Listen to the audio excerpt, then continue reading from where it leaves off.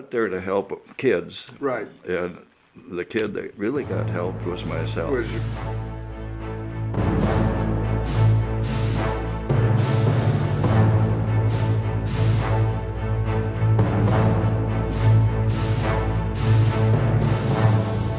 Dwayne Rufenacht, tell me your story. And the way that we do that is I take you back to the beginning. So where were you born? I was born in Ohio, town of Archbold, Ohio, northwest corner. That's the northwest corner. That's up by, what's the big town in Ohio up there? Is it Cleveland? Toledo is the closest. Toledo, okay. In Ohio. So Archibald, and when was that? What year? That was 1942. 1942. Born into a Mennonite family, is that? Yes, I was born into a Mennonite family and have two older sisters. Mm-hmm. And my father was a farmer. Was a farmer.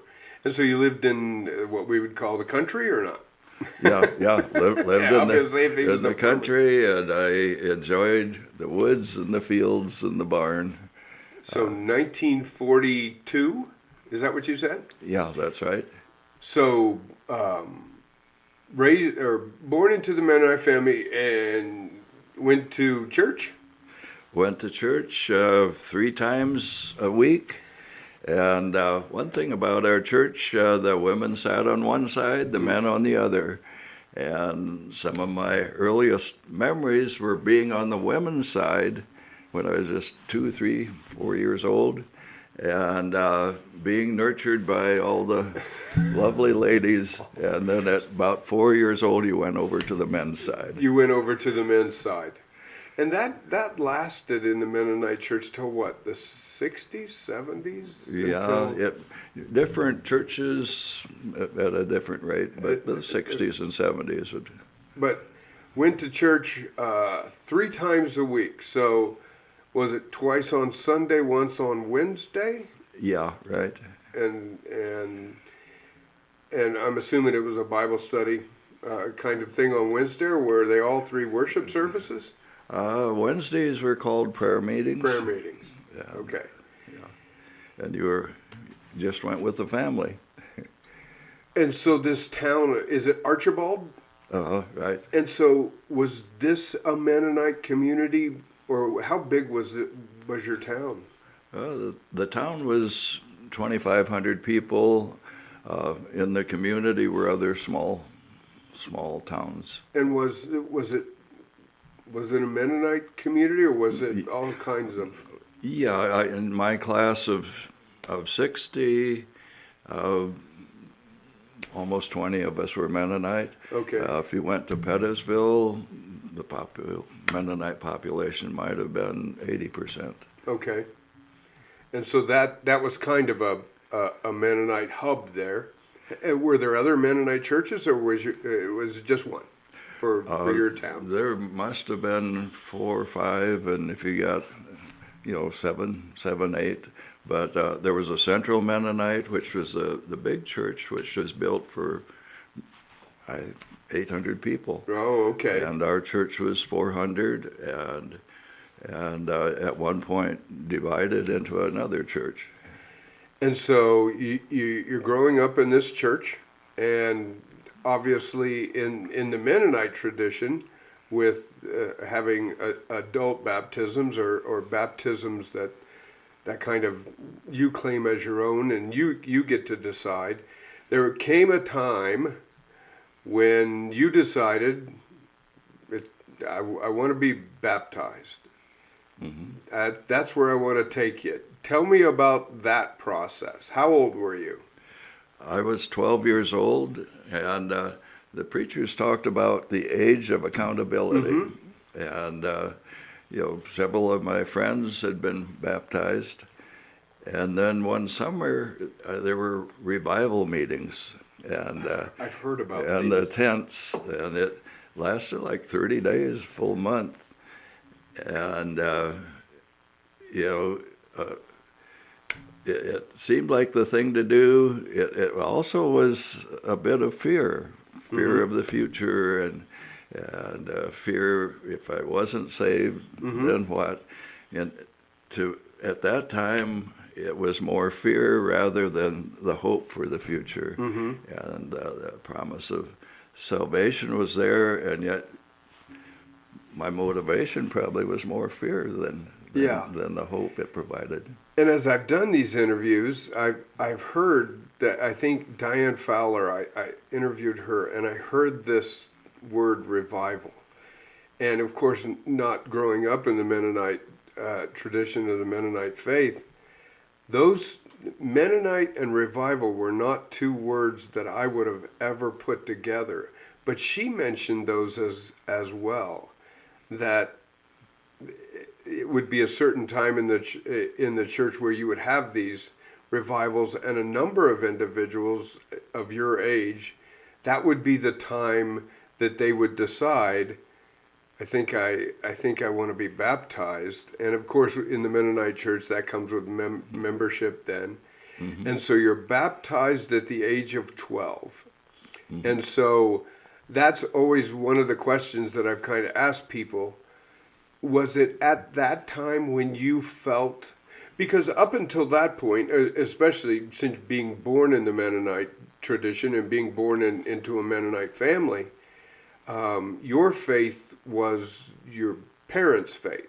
They brought you along in the church, and was it at that point of baptism when you really thought that's when it became your faith?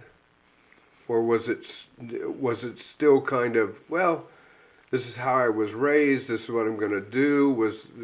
Or was that baptism the time that you thought, okay, it's my faith now, it's my decision? Well, it was my decision. At the same time, being a sinner was being stressed so much, and all of a sudden I pictured myself as not being a sinner, but I wasn't sure about other people. It was a high standard to live by. Right. And, so I don't know. It made me much more aware of other people and how I treated other people. And so you're baptized at the age of 12. And continue on in the church, correct? Right. All the way through high school? Yes. I involved in the church as a usher for a while, as a Sunday school teacher, different things that I was involved with. And so involved with the church, your faith was important, still going 3 times? Going as much as you could. Yeah. Is it safe to say that the church was an important part of your life at that time? I think it was, and because it was a community of Mennonites, it was kind of a closed community to other ideas. In our church, we had 4 ministers. They were all chosen by the lot. And another one of those. That's incredible. And each one had a Sunday service once a month that way. Really? And they were farmers for the most part. One gentleman who was a minister built a factory. And part of that was to give jobs to widows, to it was kind of a family factory. And that's another thing that I've learned in this whole idea of choosing the ministers by lot, and this idea of 4 ministers, and really the leadership of that type was brought up from the church, and it just amazes me. And so church was an important part of your life, a busy part of your life, as much as you could. I'm assuming there was athletics in high school, or what did you do in high school?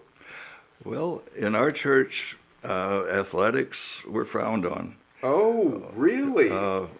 Let's see, idle hands are the devil's playground, yes. and hard work and that was really stressed. I went out for basketball and track, and at the same time did not have the approval of my parents. Really? And they never came to watch a game or anything like that. Interesting. And competition was considered a thing to avoid. I remember playing checkers with my dad, and if I won a couple games, I'd kind of let him win. I figured he might as well win a few games too. Now, is that something? So that was something that was taught in the church? Well, it seemed, competition was, like I say, frowned on. Frowned on. But you were in athletics, and against your mom and dad's approval on through high school, and then it comes to graduation, right? And this is kind of the path that I take people on in these interviews. Comes time for Dwayne to graduate from high school. I'm assuming 18. Faith still an important part of your life? Yeah, sure You're is. still moving and building your faith and doing those things. You graduate, and where do you go? Well, the first year I went to Goshen College. To Goshen College, which is a normal stop for a young Mennonite man, and woman. And my sisters had gone to Goshen. To Goshen. And it seemed like the place to go. At the same time, I felt kind of like a caged tiger. Okay. I was used to being on the farm and could be out doing things and a dormitory life and some of the restrictions just didn't fit. Didn't fit. So 1 year at Goshen? Yeah, 1 year at Goshen. And then where?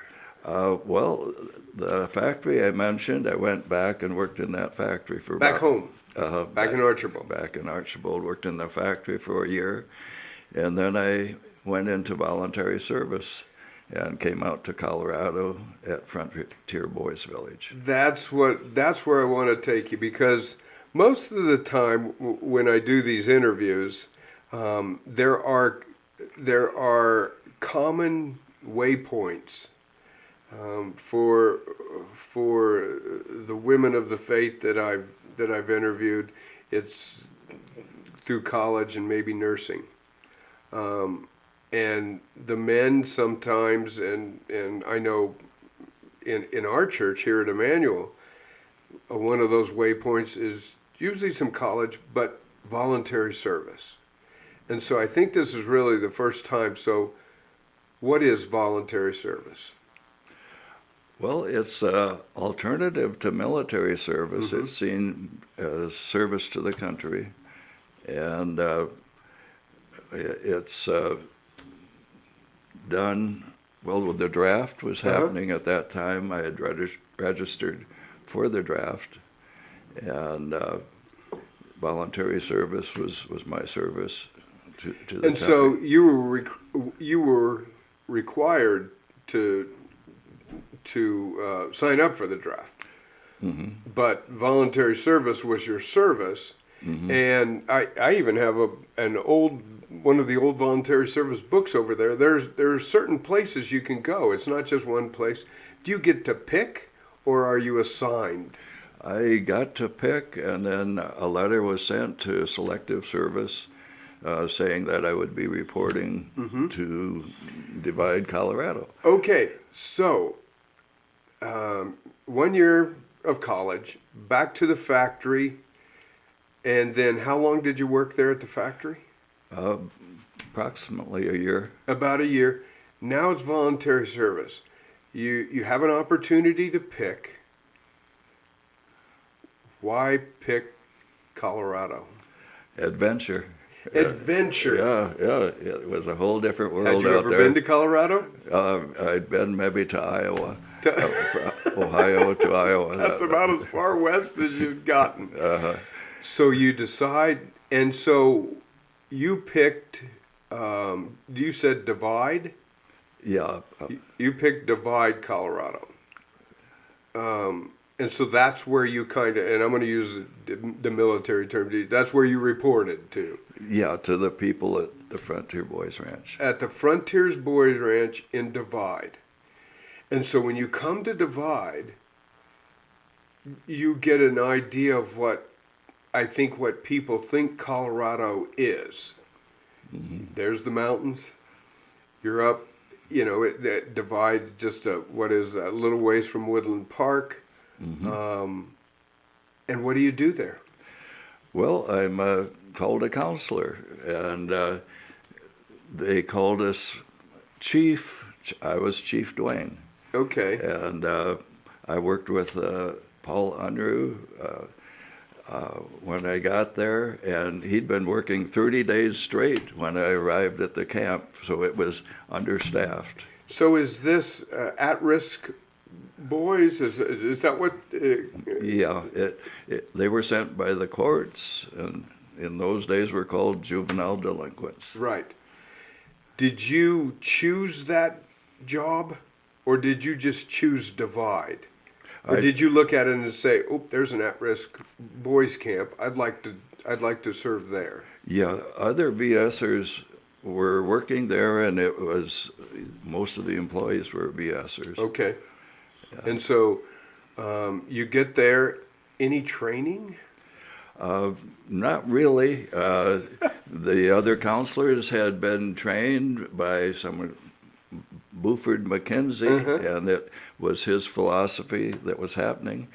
And if I could just talk about it seems like my first day, Paul Unruh had worked 30 days straight. Mm-hmm. He wanted a break, and so he sent me out, and I went kind of at the foot of Pikes Peak, and the group knew our hiking trails better than I did. Yeah. I was a novice, flatlander.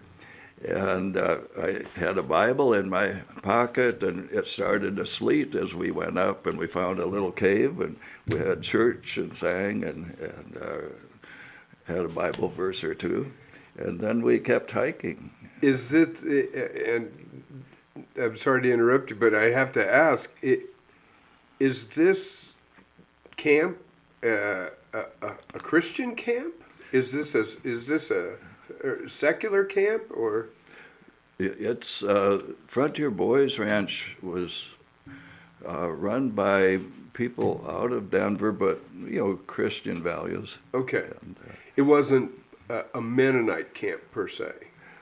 Not really. It was started by Rocky Mountain Mennonite Camp, and was started on their property, and then moved closer to Woodland Park. So when you went, were you at Rocky Mountain Mennonite Camp? No, they had rented another property. Okay, so they were at a different property. But when we went hiking, we went by Rocky Mountain Camp and up into the Craigs. Okay, up into the Craigs, yeah. Okay, so the camp area is your old stomping grounds. Mm-hmm. It sure is. And if I can go on with that story before the day was... Yeah, go ahead, I'm sorry. Before the day was over, I think we had taken a shovel with us, and then we got up Timberline, a little past that, and there was snow still up there. It seems like it was March, or I'm forgetting just when, April. And the guys would get on the shovel and glissade down, or just on our jackets and go down the snow. And all of a sudden, Bob disappeared, and one of the guys said, "Bob just went down." And here, it was melting that day, and he had gone down through the snow that was at least 12 feet deep or so. Really? And we could look down and see him down there. And my first crisis was happening right there. First day. This is your first day. Yeah, first day. And so I was getting on the job training right then, and my first thought was run for help. Mm-hmm. But we were 3-4 hours from help. We hiked quite a ways, and all of us were wearing jean jackets, and so we knotted the jean jackets together. and I think there was a rope. We put it through the sleeves and or something, and at least got the jackets down to him. And then there were 6, 8 of us on top, and I think we had him wrap it around his arms or something, so he wouldn't let loose. Yeah. And all of a sudden, Bob came out of the hole. We all put our energy into getting him out. And you're thinking, what in the world have I gotten myself into? He That's was my first day. He was the happiest guy in the world. So you're at voluntary service right now in Divide, and this is 1, 2, maybe 2 years after high school. Tell me, is your faith still strong? Are you? Yeah, it is. And we were involved with Sunday services for the kids, and it was right there. So you're actively participating in your faith. Right. And so how long were you there? About 2.5 years. And is that a fulfillment of voluntary service? Yeah. Okay. And so you fulfill your obligation to voluntary service, to the country,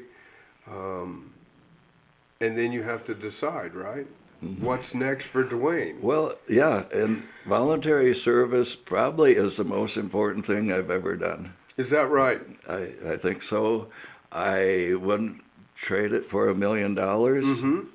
But if you offered me $1 million today to do it, I would not. It's something you have to do when you're young. And so why do you say that? Why do you think it was the most important thing that you've done? Well, it gave me a lot of confidence that I didn't have before. And set me on a path to make changes in my life, to be, at least try and be more productive as an individual. My goals changed a lot. Going back and being on the farm, felt like that's what I wanted to do for the future. And after the service, I wanted to go to get more college, get a better understanding of myself, but also others. And in the process, I went there to help kids. Right. And the kid that really got helped was myself. Was yourself. And so that's the path kind of that you chose. You found an interest in what you were doing in voluntary service.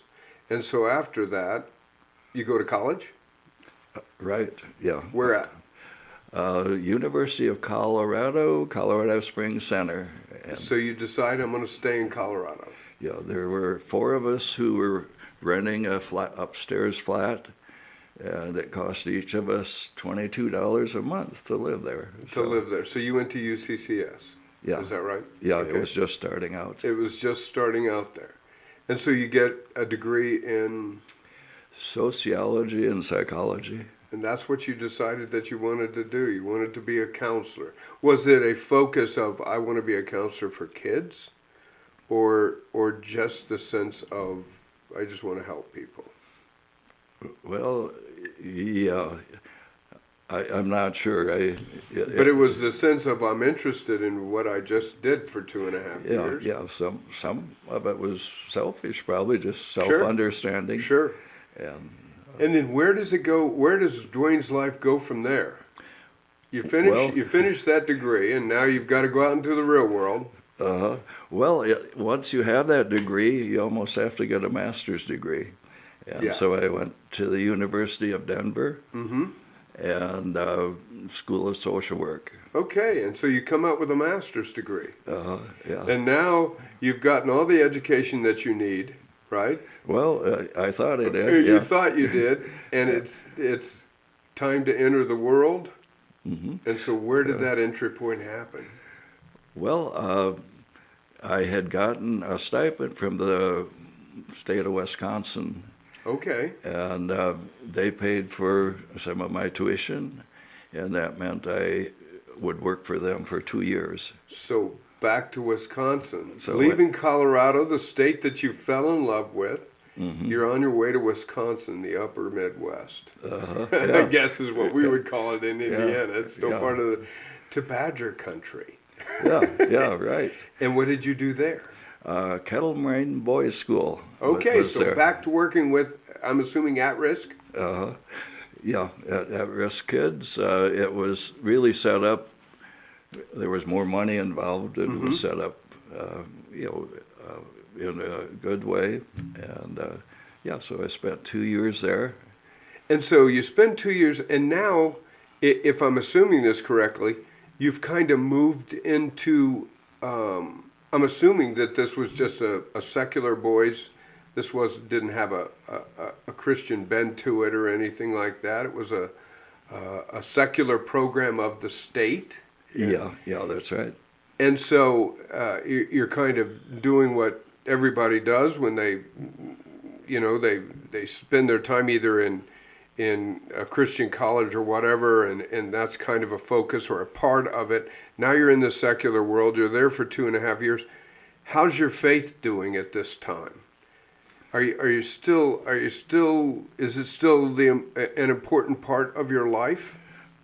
Yeah. It's a changing belief along the way, but it's still important. Still in the Mennonite tradition? In Wisconsin, there were very few Mennonites. Very few Mennonites. I was just getting ready to say, because there isn't. So how did you practice then your faith during that time, or did you go to church, or was the job just too busy? Or I did go to church during that time, and faith still was very important. And so 2.5 years you do that, and then what happens? Your life takes a different. Yeah, well, I wanted to get out where there was skiing, and I'd done a little skiing in college, and where it could do things that I wasn't doing in Wisconsin, so moved to Evanston, Wyoming. Wyoming. At that point, and there was a state hospital there, and again I was working with an adolescent group. Any Mennonites up in Wyoming? There was one other Mennonite in town. One other Mennonite. And so, you going to church at all? Yeah. Where at then? There was one little Baptist church. Baptist church. Yeah, the Mormon church was the predominant religion. Sure. And a lot of my friends were Mormon as well. And how long were you there? Let's see, probably 6 years, something like that. How do you eventually get to Colorado? How do you? Let me focus it down as we get closer and closer to today. How do you get to southeastern Colorado? Well, it happened that there was a workshop in Pennsylvania for formerly married individuals, and I went there. I met Bonnie, my wife, of many years, and she moved to Wyoming for about 6 months, and we came to visit La Junta. Why?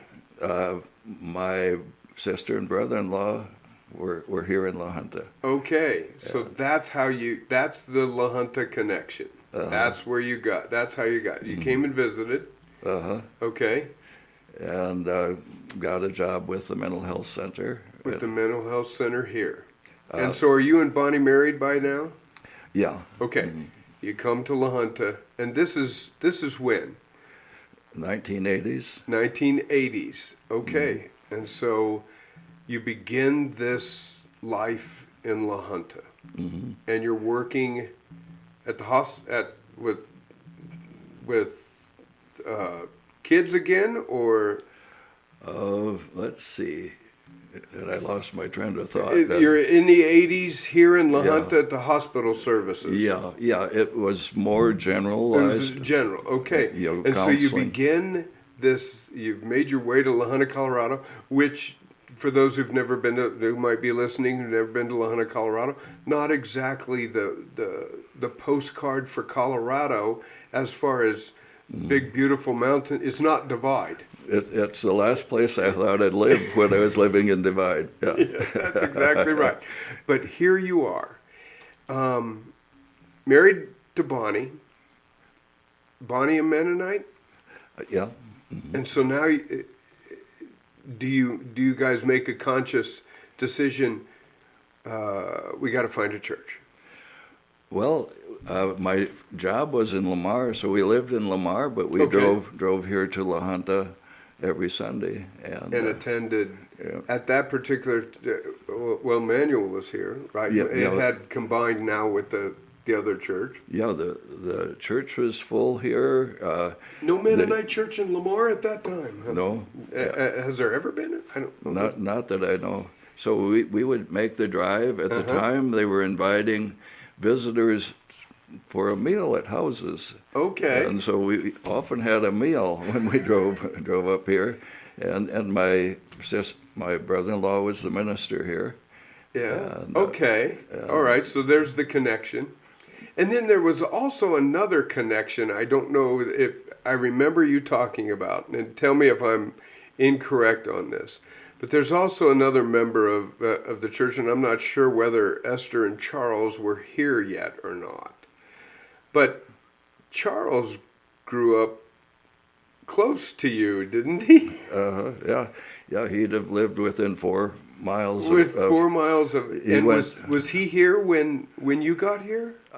he had been in VS and then got education and different things. They moved around, but I think they came back in the 80s. In the 80s. as well, about the time. And so you get to Emmanuel. You're married. You have kids now. Yeah. Where what importance, if any, is your faith now playing at this particular time in your life? And at this time, you're in your 40s. You're in your 40s.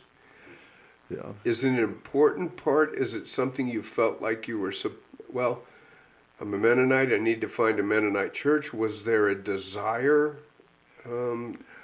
I think there was, and for Bonnie, there was, wanting to find a Mennonite church. But I think overall that was, just a service to God as being important. As being important.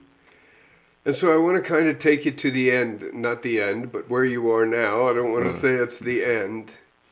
And ask you a question that it's a hard question. Married to Bonnie, and you guys were married for how long? 40-some years. 40-some years. Bonnie becomes ill and struggles and passes. How did your faith play a part of that? Play into that when Bonnie passed? Well, I think it definitely was very important, and part of it was her strength and her hope to see Jesus. Yes. And that was very uplifting, and to have that kind of hope for the future that we get from our religion. Yes, and that's and our beliefs. That's that building of that faith of Dwayne, 12 years old, being baptized, not quite sure why, but knowing why, and this whole journey that you've had with your faith. And then when something like that happens, the faith plays such an important part. Yeah. And so then there is almost a belief of my life has kind of come to an end. It's kind of wrapping up. But as we find out, God has more for Dwayne. Yeah.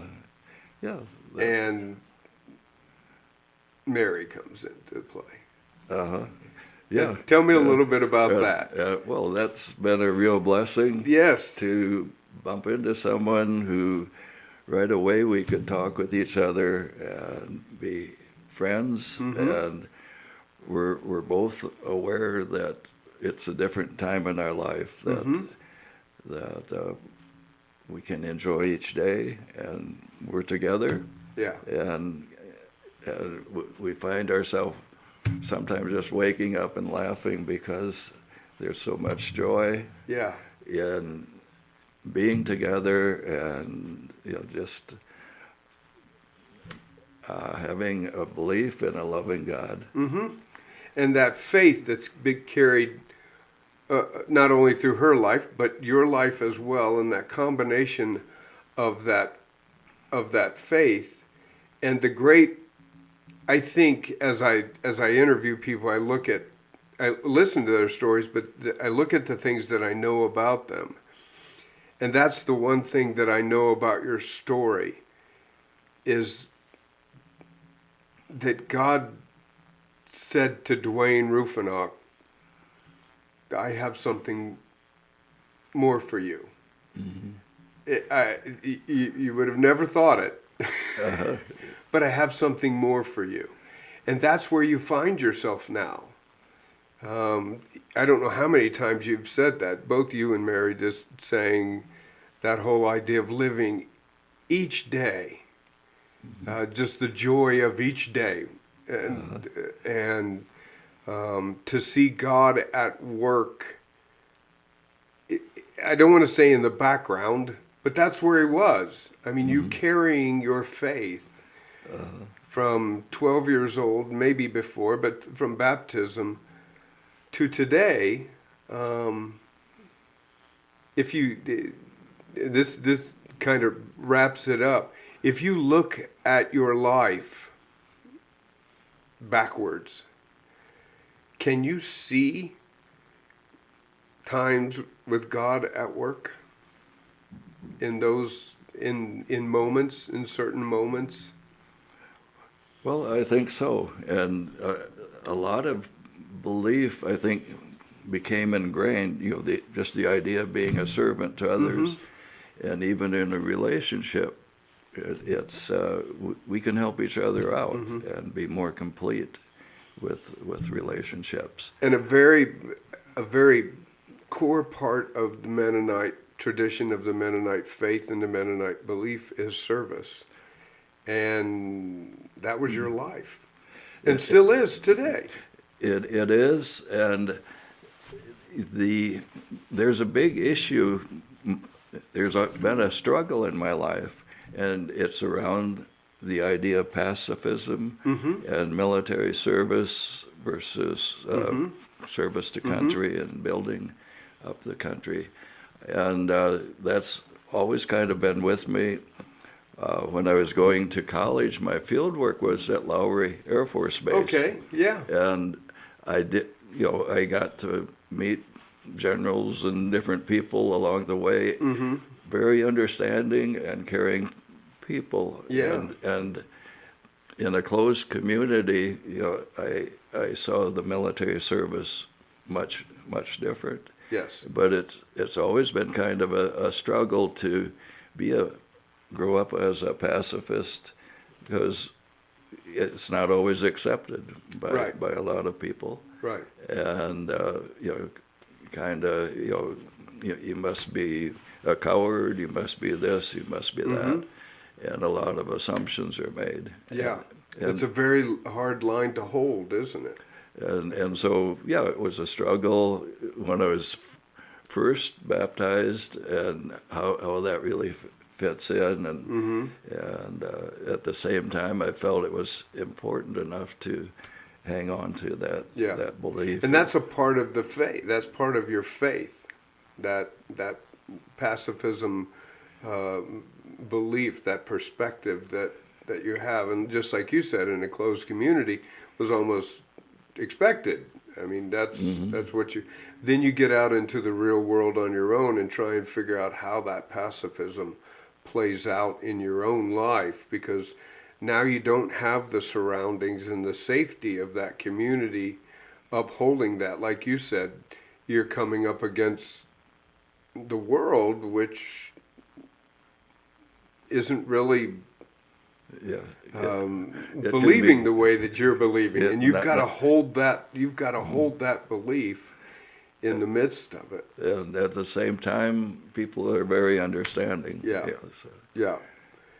Well, I appreciate you coming in and telling your story. It's a great story, and you have shared other. You have a number of just great stories, but that sense of that young farm kid Uh-huh.